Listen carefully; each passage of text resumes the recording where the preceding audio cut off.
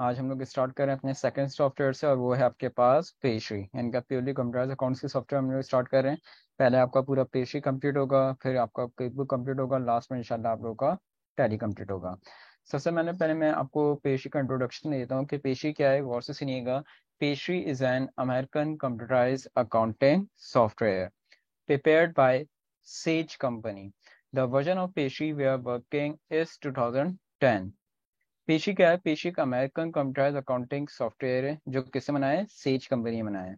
Says एक ऐसी company है जो डिफरेंट किस्म के कंप्यूटराइज अकाउंटिंग सॉफ्टवेयर बनाती है। अगर मार्केट में सर्च करोगे तो इस वक्त सेज नाम से भी सॉफ्टवेयर अवेलेबल है, लेकिन वो पाकिस्तान में ज़्यादा वर्किंग नहीं करता, वो कनाडा वगैरह में ज़्यादातर वर्किंग कर रहा होता है। लेकिन उसी कंपनी ने पेशी का सॉफ्टवेयर भी बनाया है। और जिस वर्जन पर हम लोग पेशी के वर्किंग कर रहे हैं कौन सा है? 2010। इसका 2015 का 16 का वर्जन भी आ चुका है। तो अगर इंस्टॉल करना चाहो तो लेटेस्ट वर्जन भी इंस्टॉल कर सकते हो, कोई ऐसा इशू नहीं है। इसका जो पहला वर्जन आया था 1999 में पहला वर्जन आया था पेशी का। और 1999 से लेकर अभी इसके 2015-16 तक के वर्जन आ चुके हैं। ये याद रखिएगा कि जितने नए वर्जन आते हैं कंप्यूटर अकाउंटिंग के सॉफ्टवेयर में कोई खास चेंज नहीं आता, सिर्फ ग्राफिक्स चेंज कर दी जाती है। अगर मैं तुम लोग से ये कहूँ कि यार इसका 2005 का वर्जन इंस्टॉल कर लो अपने पास, तो उसको इंस्टॉल करके उस पर भी वर्किंग कर सकते हो। 6 पे करना चाहो, 7 पे, 8 के वर्जन पे करना चाहो कर सकते हो, 10 पे तो हम कर ही रहे हैं, 12, 14, यानी नया अगर वर्जन भी आपको अवेलेबल होता है तो आप आराम से इंस्टॉल करके उस पर वर्किंग कर सकते हैं। वर्किंग क्राइटेरिया बिल्कुल सेम होता है, सिर्फ इन्वायरमेंट चेंज आता है, राइट। तो हम लोग किस पे वर्किंग कर रहे हैं? 2010 के वर्जन पे वर्किंग कर रहे हैं। अच्छा, जब आप पेशी इंस्टॉल करने के बाद अपने पास ओपन करते हैं तो सबसे पहले देखो सामने ये विंडो आपके सामने आएगी। सही है ना? एज अ स्टूडेंट तो आप लोग पढ़ ही रहे हैं, लेकिन अपना माइंड और अपना कॉन्सेप्ट, गौर से सुनिएगा मेरी बात क्योंकि बहुत इंपॉर्टेंट बात मैं बोलने जा रहा हूँ। एज अ स्टूडेंट तो आप लोग पढ़ ही रहे हैं, लेकिन अपना माइंड अपना कॉन्सेप्ट बिल्कुल ये लेके चलें कि आपकी कंपनी में एज अ अकाउंटेंट हायरिंग हुई है। वो कंपनी अभी तक अपना सारा काम मैनुअल और पेपर वर्क लेके चल रही थी, और आपके हायरिंग इसलिए काम का सारा डेटा कंप्यूटराइज कर दें किस पे? पेशी पे। तो अब एक अकाउंटेंट नए से किस तरह से स्टार्ट लेगा, क्या करेगा क्या नहीं करेगा, ये माइंड ये कॉन्सेप्ट लेके चलेंगे तो पेशरी बहुत अच्छे तरीके से क्लियर होगा, राइट। अच्छा जी, अब मैंने कहा कि जब पेज इंस्टॉल करने का तो ओपन करोगे तो सबसे पहले ये विंडो आपके सामने आएगी। इस विंडो में आपके पास चार ऑप्शन आ रहे हैं, एक एक करके चारों ऑप्शन मैं समझा रहा हूँ, पहले इसको समझ लें, जो नहीं समझ आया तो फिर से पूछ लेना, कोई ऐसा मसला नहीं है। पहला ऑप्शन आ रहा है ओपन एन एग्जिस्टिंग कंपनी। इसके अंदर क्या है कि हम जो हम पहले से फाइल्स कंपनीज बनाते हैं, वो सारी फाइल्स सारी कंपनी इसमें आके सेव हो रही होती हैं। वो आपको कह रहा है कि अगर आपको उन पुरानी फाइल्स पे पुरानी कंपनी में वर्किंग करनी है तो आप ये ऑप्शन सेलेक्ट करोगे। जैसे आपको पता है हम लोग ने एक्सेल पे वर्किंग करी या वर्ड पे वर्किंग करते हैं, तो मिसाल के तौर पर अगर आज एक्सेल पे कोई वर्क करा है, मैंने वो फाइल को सेव कर दी। अब उस फाइल पे मुझे कंटिन्यू वर्किंग करनी है नेक्स्ट डे, तो जब मैं नेक्स्ट डे आऊंगा तो मैं वापस ओपन करूंगा उस फाइल को, अपनी वर्किंग कंटिन्यू करूंगा। तो सेम ये वही ऑप्शन है कि हम जो फाइल्स बनाते हैं सारी फाइल्स में जाके सेव हो रही होती हैं। तो अगर आपको किसी पुरानी फाइल पे पुरानी कंपनी पे वर्किंग करनी है तो ये ऑप्शन सेलेक्ट करोगे। सेकंड ऑप्शन आ रहा है क्रिएट अ न्यू कंपनी। इसका मतलब क्या है कि हम एक नए से बिल्कुल नई फाइल बनाएंगे, बिल्कुल नई कंपनी क्रिएट करेंगे। थर्ड ऑप्शन आ रहा है आपके पास एक्सप्लोर अ सैम्पल कंपनी। इसका मतलब क्या है कि यहाँ पर आके देखो, अभी मैंने बताया कि ये सॉफ्टवेयर किसने बनाया है? पेशवी ने बनाया है। तो पेशवी वालों ने करा क्या है, सॉरी सेज ने बनाया है, तो सेज वालों ने करा क्या है कि इसमें ये 6 फाइल्स डमी के तौर पे इसमें पहले से दे दी हैं। इन डमी फाइल में तमाम डेटा पहले से मौजूद है। वो आपसे कहता है कि अगर आप जाके देखना चाहो कि इन फाइल्स में वर्किंग किस तरह से की है, किस तरह से इन्वेंट्री मेंटेन की है, किस तरह से कंसोलिडेशन की है, तो इन फाइल्स में जाके देख सकते हो। इनफैक्ट अगर आप वर्किंग करना चाहें तो इन फाइल में आके आप वर्किंग भी कर सकते हैं, कोई ऐसा इशू नहीं, यानी कि एज अ हेल्प के तौर पे आपको ये 6 फाइल्स इन्होंने पहले से दे दी हैं। और लास्ट ऑप्शन आ रहा है convert from another accounting program. QuickBooks और डैक इजी दोनों कंप्यूटर अकाउंटिंग सॉफ्टवेयर है। कोई बुक आपके कोर्स में शामिल है, डैक इजी अब मार्केट से खत्म हो गया, अब नहीं चलता। इस ऑप्शन का मतलब क्या है? इस ऑप्शन का मतलब यह है कि जो फाइल जो डेटा आपने मेंटेन करी है पेज पे, अगर आप वो कन्वर्ट करना चाहे कोई बुक या डैक इजी पे तो कन्वर्ट किया जा सकता है, लेकिन वो कन्वर्ट करना इतना ईजी नहीं है। उसके लिए बाकायदा आपका रजिस्टर्ड वर्जन होना चाहिए सॉफ्टवेयर का। अगर रजिस्टर्ड वर्जन है तभी वो कन्वर्ट होगा, अदरवाइज वो कन्वर्ट नहीं होगा, राइट। क्लियर है चार ऑप्शंस? अब ये बताइए कि इसमें हमें कौन सा ऑप्शन सेलेक्ट करना चाहिए स्टूडेंट्स? जी, इसमें हमें कौन सा ऑप्शन सेलेक्ट करना चाहिए भाई?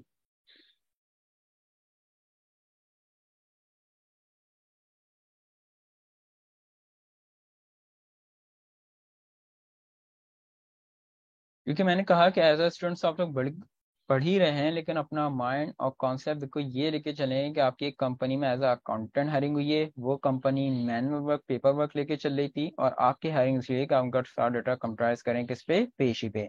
तो एक अकाउंटेंट नए से किस तरह से स्टार्ट करेगा क्या नहीं करेगा, ये माइंड ये कॉन्सेप्ट लेके चलेंगे तो पेशी ज्यादा अच्छे तरीके से क्लियर होगा। तो लाजमी आते हैं जब हमें एक नए से स्टार्ट करना है तो बिल्कुल सही है, गुड। हमें किस पे क्लिक करना होगा, क्योंकि एक नए से नई फाइल बनानी होगी, create a new company. Creator new company में आने के बाद ये सबसे पहले कि वेलकम विंडो आती है आपके पास। ये आपको बता रहा है कि भाई आगे ये सवालात आपसे पूछे जाएंगे, इसमें आपको कुछ नहीं करना, डायरेक्ट आप नेक्स्ट पे क्लिक करेंगे। यहाँ पे आके कह रहा है चूजा पेशी प्रोडक्ट, कह रहा है आप कौन से पेशी पे वर्किंग करेंगे। देखो यहाँ पे बहुत सारे पेशी के शो कर रहा है आपको, लेकिन हमें कौन से पे वर्किंग करनी है याद रखना, पेशी प्रीमियम अकाउंटिंग 2010, पेशी प्रीमियम अकाउंटिंग 2010। नेक्स्ट करोगे। अब यहाँ पर आके जिस कंपनी में आप वर्किंग कर रहे हो उस कंपनी की पूरी इंफॉर्मेशन यहाँ पर आके आपको देनी होगी। डमी के तौर पे मैं इसमें फाइल क्रिएट कर रहा हूँ, गौर से देखिएगा। सबसे पहले कंपनी नेम दे दिया मैंने यहाँ पर आके डिसेंट मोबाइल्स। एड्रेस आ जाएगा कंपनी का, जो भी एड्रेस वगैरह होगा यहाँ पर आके कंपनी का एड्रेस दे देना। एड्रेस लाइन टू इसलिए होता है कि अगर एड्रेस बढ़ा हो तो फिर वो दूसरी लाइन में आता है। सिटी में आ जाएगा आपके पास कराची। स्टेट आ गई आपके पास SD यानी कि सेन। स्टेट आ गई आपके पास SD यानी कि सन। जो भी आपके एरिया का जिप कोड है यहाँ पर आके जिप कोड आ जाएगा। कंट्री आ गई आपके पास Pakistan. Telephone number fax number जो भी अवेलेबल होगा यहाँ पर आके लाजमी आपको डिफाइन करना होगा। उसके बाद बिजनेस टाइप, किस टाइप का बिजनेस, सोल पार्टनरशिप है, पार्टनरशिप है, कॉर्पोरेशन है, क्या है, जो भी बिजनेस टाइप होगी यहाँ पर आके सिलेक्ट कर लेना। फॉर एग्जांपल सोल पार्टनरशिप है। Federal employer ID, state unemployment ID. अभी मैंने बताया ये कहाँ का सॉफ्टवेयर है, ये अमेरिकन कंप्यूटर अकाउंटिंग सॉफ्टवेयर है। तो ये आईडीज हमारे यहाँ इशू नहीं की आती है, अमेरिका में की आती है। तो यार हमारे पास तो अवेलेबल नहीं है, तो हम क्या देंगे, हम कुछ नहीं देंगे, हम इसको ब्लैंक रहने देंगे। कंपनी की वेबसाइट ईमेल होगी तो लाजमी देना, नहीं अवेलेबल कोई मसला नहीं है, नेक्स्ट कर देना। सामने जो विंडो आ रही है अब आपके पास, select a method to create your company, ये बिलोंग करती है आपकी हेड ऑफ अकाउंट से, यानी कि चार्ट ऑफ अकाउंट से है। मुझे जल्दी से ये बताओ स्टूडेंट, हमारे हेड ऑफ अकाउंट्स कितने होते हैं और कौन कौन से होते हैं। हमारे हेड ऑफ अकाउंट्स कितने होते हैं और कौन कौन से होते हैं।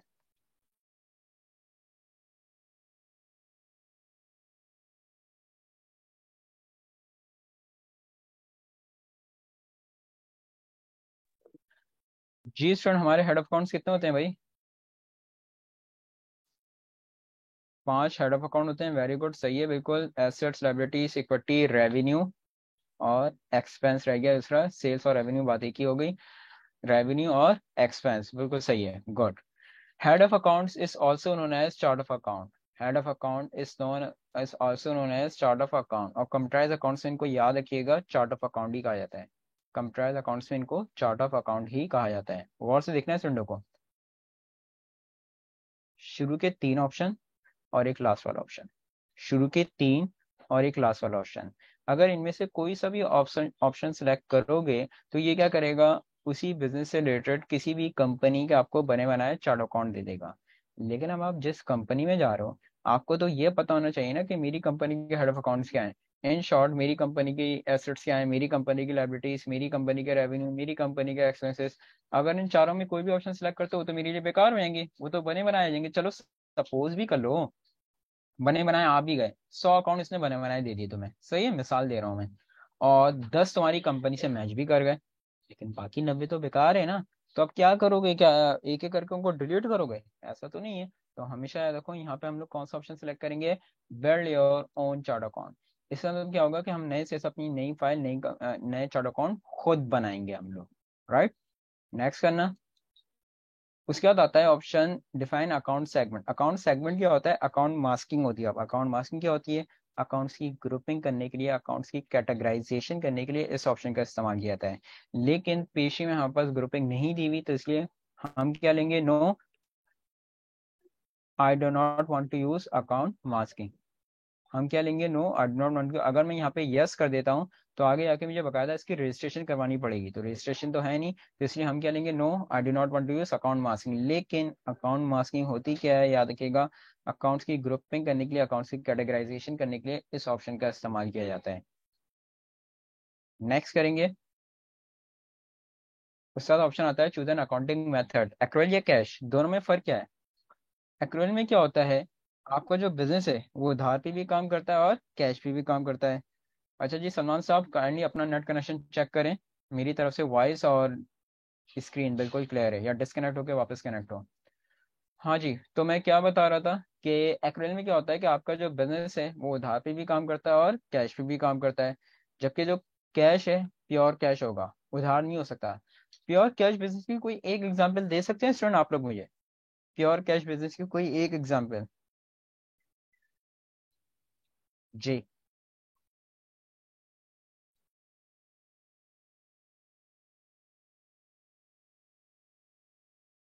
सही है। सही। और कोई एग्जांपल स्टूडेंट्स? सही है, थैंक यू। अच्छा जी, प्योर कैश बिजनेस की एग्जांपल मैंने मांगी तो बहुत से आंसर आए मेरे पास। यूटिलिटी स्टोर यानी कि डिपार्टमेंटल स्टोर कह लो, या चेज हो गया, या मेट्रो हो गया, या इम्तियाज हो गया, या कोई रेस्टोरेंट हो गए। तो एक तरह से आपका आंसर सही है और एक तरह से आपका आंसर गलत है। उसकी वजह सही इस तरह से है कि इम्तियाज हो गया, चेज हो गया, रेस्टोरेंट्स हो गए, या मेट्रो वगैरह हो गए, या या यूटिलिटी स्टोर हो गए, यहाँ पर आके आपके पास रिसेबल क्रिएट नहीं होता। रिसेबल क्रिएट नहीं होता, यानी on the spot cash dealing हो रही होती है, फौरन फौरन आपको पेमेंट करनी होती है। लेकिन ये इम्तियाज हो गया, या चेज, या डिपार्टमेंटल हो गया, कोई सा भी कारोबार हो गया, ये अपने सप्लायर को ऑन द स्पॉट पेमेंट नहीं करते। ऐसा नहीं है कि इम्तियाज में या चेज में जो वेंडर सप्लायर स्टॉक लेकर आते हैं, ऑन द स्पॉट उनको पेमेंट कर रहे हैं, वो चेक दे रहे हैं, क्या दे रहे हैं, नहीं। उनको कहते हैं कि भाई स्टॉक रख दो, जब बिकेगा, जब पेमेंट होगी। तो वहां पे क्या क्रिएट हो गया? पेबल आ गया, वहां पे क्रेडिट आ गया। तो इस बात को याद रखें कि प्योर कैश बिजनेस की एग्जांपल हमें ढूंढने से भी नहीं मिलती।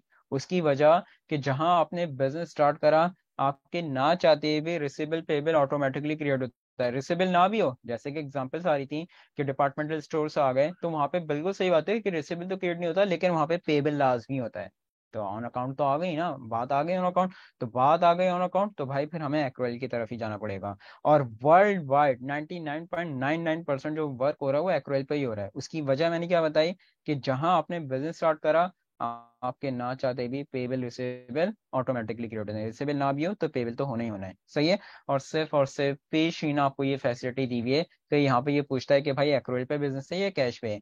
बाकी कोई बुक करोगे, टैली करोगे, बाय डिफॉल्ट किस पे वर्किंग कर रहे हैं? एक्रेल पे वर्किंग कर रहे हैं। क्योंकि एक्रेल में फायदा क्या है कि ऑन अकाउंट भी है और ऑन कैश भी है। जबकि कैश क्या है? प्योर कैश है, ऑन अकाउंट नहीं हो सकता यहाँ पे। तो भाई हमारे पास जब फैसिलिटी अवेलेबल है एक्रेल की, तो हम भी क्या लेके चलेंगे? एक्रेल लेके चलेंगे, राइट। नेक्स्ट करोगे, choose a posting method, real time या बैच, दोनों में फर्क क्या है? अब मैं एक ट्रांजेक्शन कहता हूँ, गौर से सुनिएगा। मैं कहता हूँ on invested cash in business ₹5 lakh. Real time के बारे में अगर मैं बताऊं कि जैसे तुम ये एंट्री पोस्ट करोगे ना, एंट्री परफॉर्म करोगे, on invested cash in business ₹5 lakh, debit क्या होगा? कैश डेबिट होगा, कैपिटल क्रेडिट आएगा। तो जैसे ही एंट्री पोस्ट होगी, कैश डेबिट, कैपिटल क्रेडिट, तो इन दोनों अकाउंट्स की पोस्टिंग, कैश की और कैपिटल की, जहां जहां करनी है, balance sheet, trial balance, ledger, real time में पोस्टिंग ऑटोमेटिकली हो जाती है, हमें करने की जरूरत नहीं है। बैच में क्या होगा? एंट्री सेव तो हो जाएगी, लेकिन पोस्टिंग मुझे खुद करनी पड़ेगी। अब ये क्या मतलब है कि पोस्टिंग खुद करनी पड़ेगी? यानी कि जब मैं बैलेंस शीट ओपन करूंगा, तो मेरे से पूछेगा कि भाई जो एंट्री परफॉर्म करके आ रहे हो, इसको यहाँ पे आके मैं पोस्ट कर दूं बैलेंस शीट में? तो मैं यस करूंगा। जब मैं ट्रायल बैलेंस ओपन करूंगा, तो मेरे से पूछेगा जो एंट्री परफॉर्म करके आए थे, यहाँ पे पोस्ट कर दूं उसको मैं ट्रायल बैलेंस में? तो मैं यस करूंगा। तो यार जब एक फैसिलिटी अवेलेबल दी हुई है मेरे पास रियल टाइम की, ऑन द स्पॉट पोस्टिंग भी खुद ब खुद हो रही है, तो ज्यादा बेहतर मेरी क्या है? रियल टाइम है। तो हम भी क्या लेके चलेंगे यहाँ पे? रियल टाइम लेके चलेंगे, राइट। नेक्स्ट करना है, वर्ल्ड वाइड 12 महीने का फाइनेंशियल पीरियड होता है, तो हम भी क्या लेके चलेंगे? 12 monthly accounting period per year. कुछ कंपनी का 13 महीने का, कुछ का 8 महीने का भी फाइनेंशियल पीरियड होता है, तो वो सेकंड ऑप्शन पे वर्किंग कर सकती हैं। लेकिन हम किससे वर्किंग करेंगे? जो वर्ल्ड वाइड इस वक्त चल रहा है, 12 monthly accounting period per year. Next. और आखिर में पूछा choose the first period of इसके लिए। पाकिस्तान का फाइनेंशियल पीरियड कब से स्टार्ट होता है भाई? पाकिस्तान का फाइनेंशियल पीरियड कब से स्टार्ट होता है?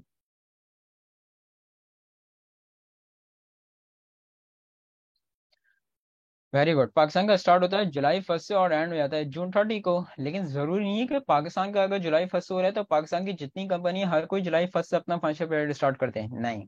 हर कंपनी का अपना अपना फाइनेंशियल पीरियड होता है। जिस कंपनी में आप वर्किंग कर रहे हैं, आपकी कंपनी आपको ये बताएगी यार हमारी कंपनी का फाइनेंशियल पीरियड ये है, तो वही पीरियड आपको यहाँ पे लेके चलना पड़ेगा। सही है। कुछ कंपनी का जुलाई से ही होता है, कुछ का दिसंबर से होता है, कुछ का जनवरी से होता है, डिपेंड करता है। तो जिस कंपनी में आप वर्किंग कर रहे हैं, आपकी कंपनी बताएगी यार हमारी कंपनी का फाइनेंशियल पीरियड ये है, तो वही पीरियड आपको यहाँ पे आके लेके चलना पड़ेगा। तो जस्ट सपोज ऑनली मैंने ले लिया जनवरी 2023, just suppose only, right. Next करोगे, आखिर में कह रहा है you are ready to create your company, finish पे क्लिक करना। तो इस तरह से देखो इसमें आपकी एक नई फाइल, नई कंपनी क्रिएट होगी।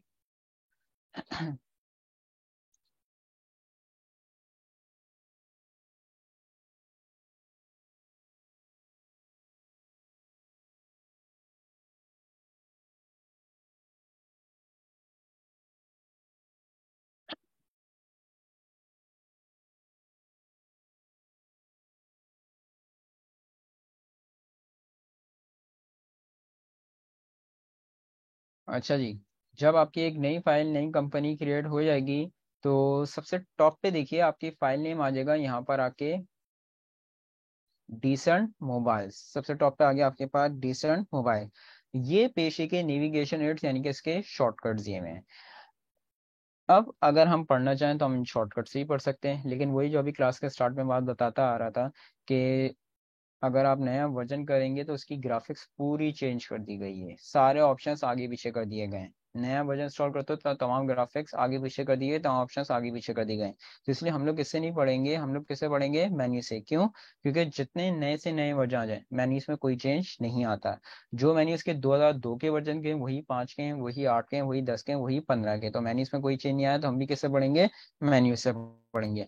अब मुझे एक बात बताइए, एक अकाउंटेंट नई फाइल, नई कंपनी क्रिएट करने के बाद सबसे पहले क्या वर्किंग करेगा भाई, बताइए स्टूडेंट। एक अकाउंटेंट एक नई फाइल, नई कंपनी क्रिएट करने के बाद सबसे पहले क्या वर्किंग करेगा? एग्जैक्टली ऐसा ही है, वेरी गुड। सबसे पहले एक अकाउंटेंट को ये पता होना चाहिए कि इसकी कंपनी के head of account, chart of account क्या है।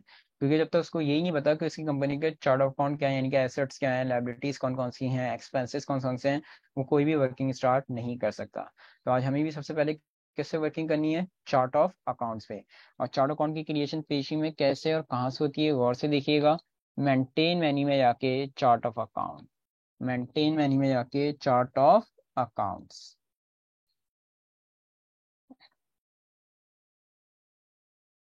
इसमें चार्ट ऑफ अकाउंट बनाने का तरीकेकार 3 स्टेप्स पे मुश्तमिल है। चार्ट अकाउंट बनाने का तरीकेकार 3 स्टेप्स पे मुश्तमिल है। सबसे पहले आईडी, डिस्क्रिप्शन में अकाउंट का नाम, और उसके बाद अकाउंट की टाइप। पहला अकाउंट मैं बना रहा हूँ, गौर से देखिएगा। सबसे पहले अकाउंट आईडी दी मैंने, फॉर एग्जाम्पल 101। उसका डिस्क्रिप्शन में अकाउंट का नाम आएगा, कैश एंड हैंड। और उसके बाद अकाउंट की टाइप। मुझे ये बताइए, मैनुअल अकाउंट्स में जब हम लोग बैलेंस शीट बनाते हैं तो कैश को हम लोग कहाँ लेके जाते हैं?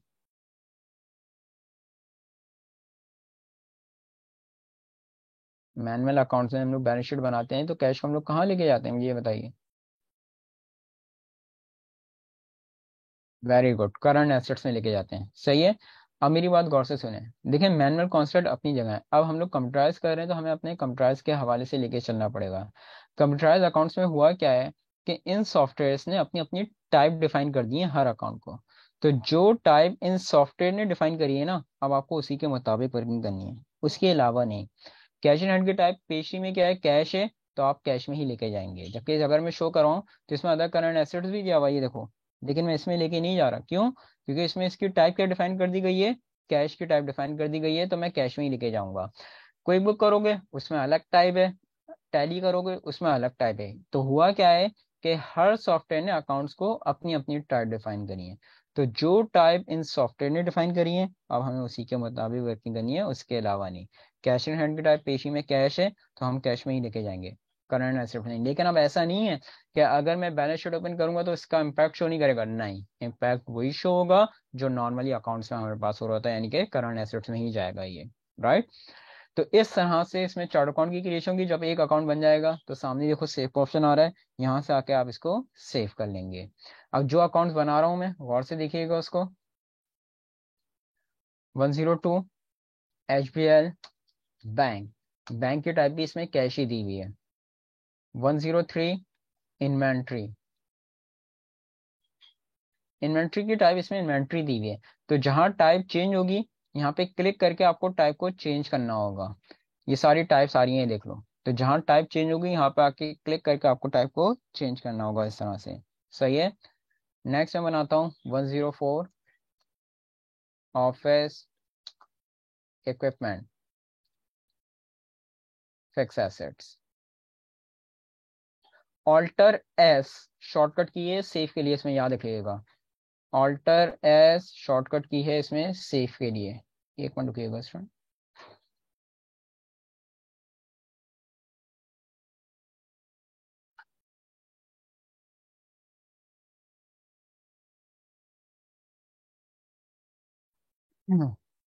अच्छा जी, एक मिनट डुप्लीकेट हो गया। ऑफिस में, ऑफिस में ये मैं बना रहा था।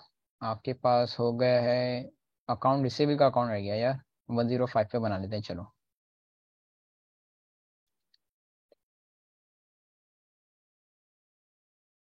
अकाउंट रिसीवेबल की टाइप इसमें अकाउंट रिसीवेबल ही दी हुई है। अब जरा गौर करिएगा स्टूडेंट सामने।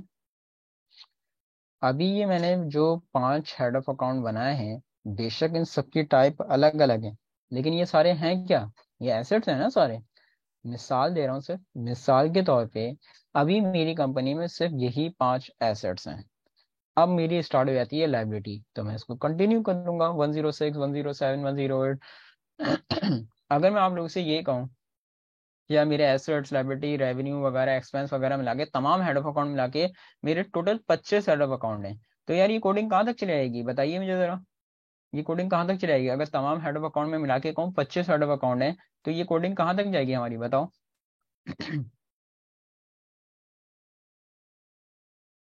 वेरी गुड, 125 तक चले जाएगी, बिल्कुल सही है। अच्छा चलो चली गई। अब कल को फिर से कोई नया एसेट ऐड होता है तो 126 पे बना लोगे, फिर कोई नई लाइबिलिटी आती है 127 पे बना लोगे। बना तो लोगे, लेकिन इसमें हो क्या रहा है? अकाउंट्स मिक्सअप हो रहे हैं, गिच पिच हो रहे हैं। तो इसका आसान सा हल पता है क्या है? आप अपने अकाउंट्स की कैटेगराइजेशन कर दें आईडी वाइज। अब ये एसेट आपने कहाँ से स्टार्ट करे? 101 से। अब अगर लाइबिलिटी है तो वो कहाँ से कर दोगे? 201 से। इससे फायदा क्या होगा? पीछे 95 की स्पेस खाली रह जाएगी। अब कल को अगर कोई नया नया एसिड ऐड भी होता है तो 106 107 108 पे आप आराम से बना सकते हैं। लेकिन अगर कोई ये कहे कि नहीं सर हमारे तो अकाउंट ही हजारों होते हैं एक सिंगल कैटेगरी में, तो कोई मसला नहीं है यार। आप 1001 ले लो, 2001 ले लो, यानी कि एक एक हजार का फर्क दे दो। आप सिंगल हेड में 1000 से ज्यादा अकाउंट तो हो ही नहीं सकते, इस बात को याद रखें। सही है। लेकिन अगर आप ये समझते हैं कि नहीं भाई कंटिन्यू रखना मेरे लिए बेहतर है, तो आप कंटिन्यू रख सकते हो, डिपेंड्स ऑन यू। लेकिन प्रोफेशनली बेहतर तरीकेकार क्या है कि आप अपने अकाउंट्स की कैटेगराइजेशन कर दें आईडी वाइज। आगे समझे। तो नेक्स्ट कोडिंग में स्टार्ट करने जा रहा हूँ लाइबिलिटी की 201 से। अकाउंट पेएबल, अकाउंट पेएबल की टाइप्स में अकाउंट पेएबल दी है। 202 salaries payable, other current liability दी हुई है इसकी type. Sorry sorry sorry. Next coding में स्टार्ट कर रहा हूँ इक्विटी की 301 से। पहला अकाउंट बना रहा हूँ कैपिटल, कैपिटल की टाइप दी हुई है इसमें इक्विटी रिटेन अर्निंग। 302 ड्राइंग, और इसके टाइप दी है equity gets close. Next coding में स्टार्ट कर रहा हूँ अपने पास रेवेन्यू की। नेक्स्ट कोडिंग में स्टार्ट कर रहा हूँ अपने पास रेवेन्यू की 401 सेल, सेल की टाइप इसमें इनकम दी हुई है। 402 सेल क्यू मोबाइल Z6। 403, अभी इसका मैं कॉन्सेप्ट दूंगा तुम लोगों को। ये जो सेल के हेड बना रहा हूँ ना मैं, क्यू मोबाइल, और ये दूसरा जो बना रहा हूँ नोकिया एक्स, इसका कॉन्सेप्ट मैं अब दूंगा अभी तुम्हें आगे चल के। उसके बाद है आपके पास नेक्स्ट कोडिंग में स्टार्ट करने जा रहा हूँ 501 से।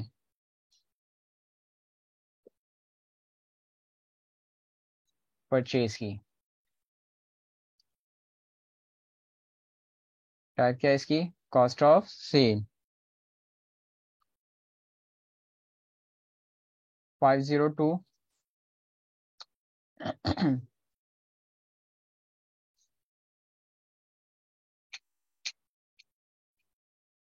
Purchase Q mobile Z6।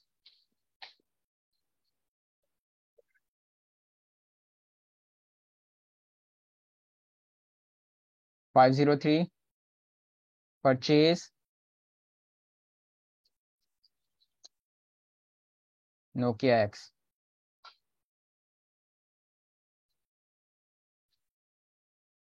601 last coding है sale lease expense.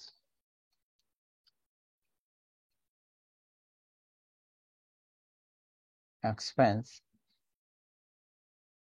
602 other expense. सही जी। तो इस तरह से चार्ट ऑफ अकाउंट की क्रिएशन इसमें की जाएगी। फैजान ओपनिंग बैलेंस ये आ रहा है मेरे दोस्त। अकाउंट ओपनिंग बैलेंस यहाँ पे जाओगे, अपना पीरियड देखना कौन सा पीरियड है तुम्हारा, वो पीरियड यहाँ पर आके सेलेक्ट करना होगा। हमारा तो जनवरी का था ना, ये आ गया हमारा पीरियड, ये पीरियड ओके करना। और यहाँ पे आके जिन अकाउंट्स के बैलेंस हो तो उनको आप आराम से बैलेंस दे सकते हैं। फैजान सही है। तो खैर इस तरह से चार्ट अकाउंट की क्रिएशन करी जाएगी। अब जितने अकाउंट्स हमने बनाए हैं इनकी रिपोर्ट्स कहाँ से देखेंगे, गौर से देखो। Reports and forms. Reports and forms में जाने के बाद जनरल लेजर, और जनरल लेजर में जाने के बाद chart of account. Chart of account जितने अकाउंट्स में बनाकर आ रहा हूँ देखो, तमाम अकाउंट्स यहाँ पर आके आपको शो करवा देगा। अकाउंट की आईडी, डिस्क्रिप्शन में अकाउंट का नाम, एक्टिव हमारे समाज में है और उनकी टाइप। प्रिंट करना है, जो भी करना है सामने देखो प्रिंट का ऑप्शन आ रहा है, यहाँ से आके आप प्रिंट कर सकते हो। एक बात स्टूडेंट गौर से देखना, जो आज ही समझा रहा हूँ, पेशी हो गया, क्विक बुक हो गया या टैली हो गया, तीनों में सेम कॉन्सेप्ट है जो आज ही मैं दे रहा हूँ। देखो मैंने यहाँ पे सेल का अकाउंट बनाया, परचेज का अकाउंट बनाया, फिर मैंने बनाया सेल की मत Z6, sale Nokia X, purchase Q Z6, purchase Nokia X. ये basically Q Z6 Nokia X, ये आपके हैं क्या है, ये आपकी इन्वेंट्री आइटम्स हैं। इस बात को याद रखिएगा कि आपके जितने भी इन्वेंट्री आइटम्स होंगे उसके सेल के हेड अलग से ओपन होंगे और उसके परचेज के हेड अलग से ओपन होंगे। उसकी वजह, चलो मैं आपसे पूछता हूँ, मिसाल के तौर पे मैं आपसे एक ट्रांजैक्शन कहता हूँ, मुझे बताओ इसमें डेबिट क्या होगा, क्रेडिट क्या होगा। मैं कहता हूँ यार मिसाल के तौर पे sale Q mobile Z6 on cash ₹17,000, क्या एंट्री परफॉर्म करोगे, क्या डेबिट करोगे, क्या क्रेडिट करोगे? Sale Q mobile Z6 on cash ₹17,000, what is debit and credit in this entry? Ji.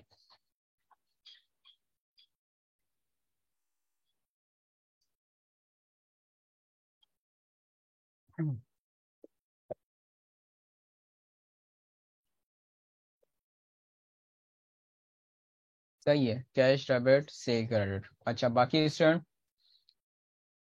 Amount amount को छोड़ दें, सिर्फ नॉर्मल बता दें डेबिट और क्रेडिट क्या होगा। सही है, सही है अब्दुल्ला, सही है अनस, गुड, सही है युसरा। और कोई स्टूडेंट?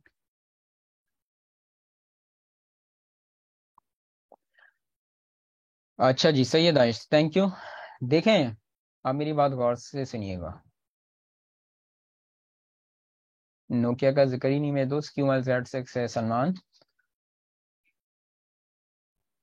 अब मेरी बात गौर से सुने, अगर आप एक इन्वेंट्री आइटम डील कर रहे हैं तब तो ये एंट्री बिल्कुल सही है। क्या बात है यामीन, वेरी गुड। अगर आप एक इन्वेंट्री आइटम डील कर रहे हैं तब तो ये एंट्री बिल्कुल सही है, कैश डेबिट और सेल्स क्रेडिट। लेकिन अगर आप मल्टीपल इन्वेंट्री आइटम्स डील करते हैं तो ये एंट्री यहाँ पे गलत हो जाएगी। इसकी वजह, अगर यहाँ पे तो चलो दो इन्वेंट्री आइटम है ना, कंपनी में जब डील करते हो तो 200 100 500 इन्वेंट्री आइटम होते हैं। तो अगर आप गौर करना मेरी बात है, अगर आप सबकी एंट्री ये बनाते रहोगे कि कैश डेबिट और सेल क्रेडिट, तो ये अकाउंटिंग सॉफ्टवेयर क्या करेंगे, एक सेल का हेड ओपन करेंगे यानी कि सेल का लेजर ओपन करेंगे और तमाम प्रोडक्ट की सेल उधर जाके फेंकते रहेंगे। अब अगर कल को तुम्हारा मैनेजर कहता है कि मुझे फला प्रोडक्ट की पूरे महीने की या 6 महीने की या पूरे साल की मुझे जरा वो तो बताओ सेल हमने क्या करी, तब जाके हम लोग फंस जाएंगे। क्यों? क्योंकि हमने क्या करा, हमने एक सेल का हेड ओपन करा था, 1 मिनट एहसन, सुन लो, कॉन्सेप्ट सुन लो, जज्बाती मत हो कोई स्टूडेंट, पहले कॉन्सेप्ट सुन ले फिर आगे बात पूछिएगा सवाल। अगर कॉन्सेप्ट सुन लोगे तो बहुत आसान हो जाएगा, इंटरप्शन करोगे तो कॉन्सेप्ट समझ में नहीं आएगा। कहाँ पे था मैं कह रहा था, तो अगर आप एक सेल कार्ड ओपन करेंगे तो वो क्या करेगा, और सेकेंडरी ये बनाओगे कैश डेबिट से क्रेडिट, तो वो तमाम प्रोडक्ट की सेल उधर जाके फेंकता रहेगा। कल को आपका मैनेजर कहता है कि मुझे पूरे महीने की या 6 महीने के पूरे साल की सेल बताओ हमने क्या करी है, तब आप वहां पे आके फंस जाएंगे। क्यों? क्योंकि आपने एक सेल के हेड ओपन करा और तमाम प्रोडक्ट की सेल आप वहीं पे लेके चले गए। लेकिन अगर आप ये एंट्री मेंटेन करोगे कि कैश डेबिट से नोकिया एक्स क्रेडिट, तो ये ज्यादा बेहतर होगा। उसकी वजह, क्योंकि जैसी सेल क्यू मोबाइल Z6 का जिक्र आएगा तो एक सेपरेट लेजर क्रिएशन होगी सेल क्यू मोबाइल Z6 की। हाँ ये बात समझ में। और जैसे ही आप सेल करोगे तो वो स्पेसिफिक लेजर की क्रिएशन करेगा। जहां तक रही जो ऐसा ने कहा इन्वेंट्री क्रिएशन नहीं होगी, क्यों नहीं होगी, बिल्कुल होगी। लेकिन जब इन्वेंट्री भी बना रहे हो तो इन्वेंट्री बनाते वक्त भी सेल, अगर मिसाल के तौर पे क्यू मच Z6 की इन्वेंट्री अब इसमें आगे आके हम बनाएंगे, तो जब इन्वेंट्री बनाएंगे तो इन्वेंट्री बनाते वक्त भी अकाउंट्स की लिंकिंग देनी होगी। यानी कि उसके सेल के हेड का भी लिंक भी देना होगा और परचेज के हेड का भी लिंक देना होगा इन्वेंट्री बनाते वक्त भी, ये बात याद रखिएगा। आगे समझे। और सेम यही कॉन्सेप्ट अगर मैं परचेज में लेकर आता कि purchase Nokia x on cash rupees 5000, तो आप एंट्री ये नहीं बनाएंगे कि परचेज डेबिट कैश क्रेडिट, नहीं, परचेज नोकिया एक्स डेबिट और कैश क्रेडिट, ताकि जैसी स्पेसिफिक आइटम का नाम आ जाए तो उसी की लेजर क्रिएशन करे और इसी पे जाके इम्पैक्ट शो करे, इसका अलग से लेजर क्रिएशन करे। आगे बात समझ में तमाम स्टूडेंट्स को, चाहे पेस्ट्री है, चाहे टैली है, चाहे कोई बुक है, तीनों में सेम कॉन्सेप्ट है, इस बात को याद रखिएगा। आगे जाके हम बकायदा इसकी इन्वेंट्री आइटम भी अभी बनाएंगे, यानी क्यू मल जेड से इसका नोकिया इसका। तो जब इन्वेंट्री आइटम बनाओगे तो वहां पे भी सेल के हेड का लिंक भी देना होगा उसी स्पेसिफिक आइटम के, और परचेज के हेड का लिंक भी देना होगा। Right? For what Yameen?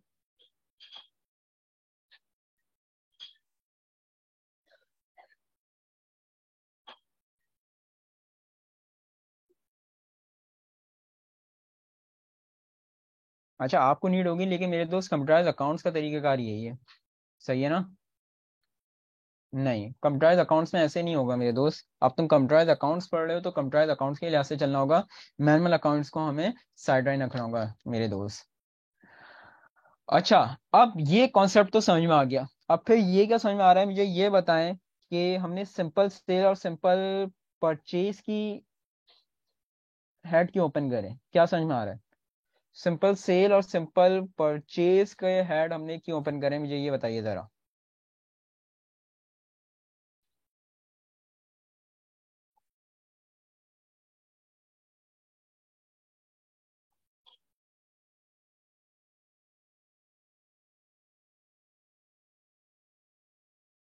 Ji student.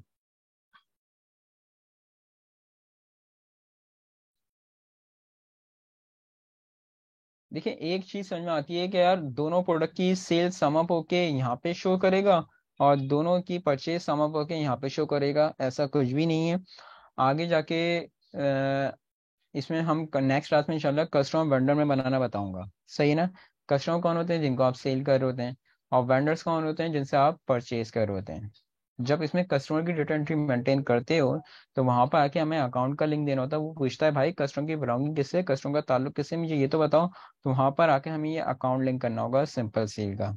Same जब वेंडर की डेटा एंट्री इसमें परफॉर्म करोगे तो वेंडर बनाता है वो अकाउंट का लिंक मानता है कि वेंडर की बिलोंगिंग, वेंडर का ताल्लुक किससे है, तो वहां पर आके हमें परचेज के हेड का लिंक करना होगा। अदरवाइज इन दोनों अकाउंट्स की हमारे पास कोई रिक्वायरमेंट नहीं है। यानी कि आगे जाके जब इनकम स्टेटमेंट देखोगे तो ये सेल में भी जीरो शो कर रहा होगा, परचेज में भी जीरो शो हो रहा होगा। हमने बनाए क्यों है, मजबूरी है हमारी। और मजबूरी क्या है, जब कस्टमर बनाते हैं तो वहां पे सेल के हेड का लिंक देना होता है सिर्फ लिंकिंग पर्पज के लिए, और जब वेंडर बनाते हैं तो वहां पे आके परचेज का लिंक देना होता है। अदरवाइज इन दोनों अकाउंट्स की हमारे पास कोई रिक्वायरमेंट नहीं है, इस बात को याद रखिएगा।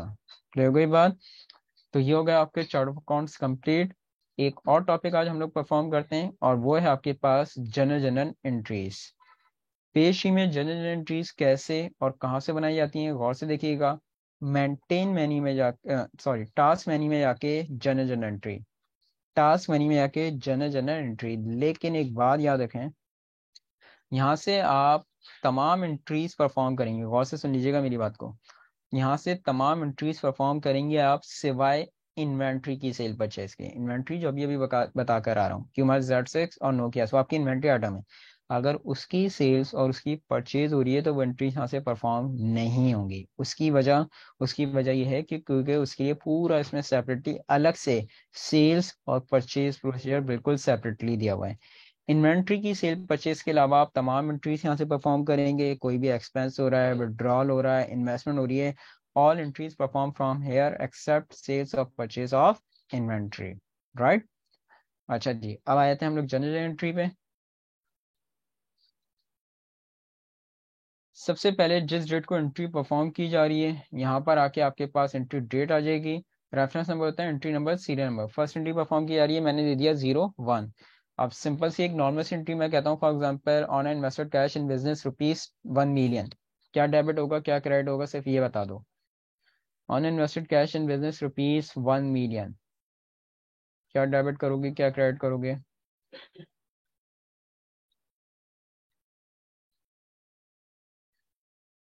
कैश डेबिट और कैपिटल क्रेडिट, सही है, गुड। मैनुअल अकाउंट्स में क्या होता है कि हम लोग बकायदा लिख रहे होते हैं कि यार कैश डेबिट हो रहा है, कैपिटल क्रेडिट हो रहा है।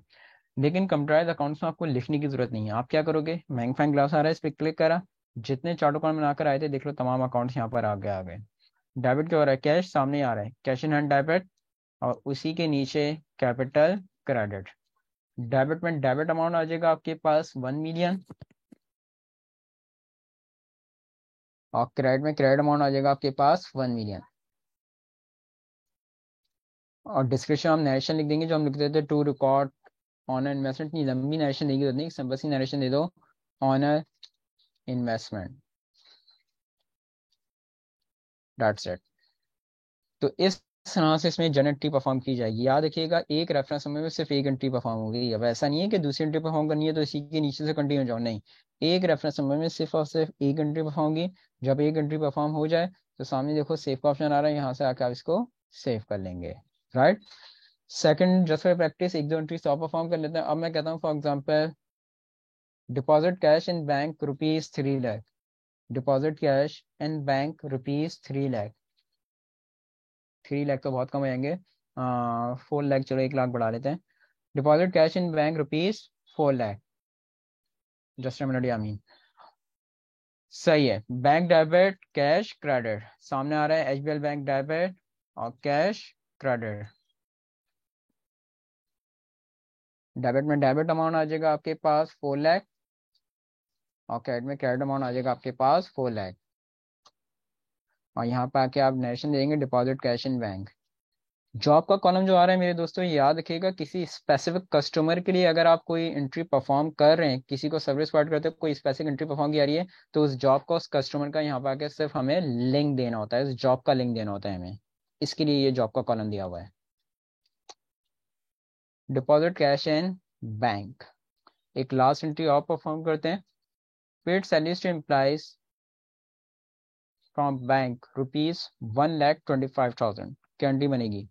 Paid salaries to employees from bank ₹1,25,000। Salaries expense debit and bank's credit. Expense card सबसे लास्ट हमने बनाया था, सबसे नीचे आ जाना, सैलरीज एक्सपेंस डेबिट और SBI bank credit 125।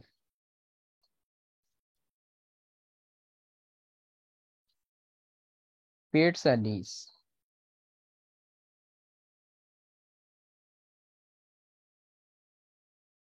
Dates it. तो इस तरह से याद रखिएगा स्टूडेंट, आप जनरल परफॉर्म करोगे। अब जितनी एंट्रीज हमने परफॉर्म करी इनकी रिपोर्ट्स कहाँ से देखेंगे, गौर से देखें।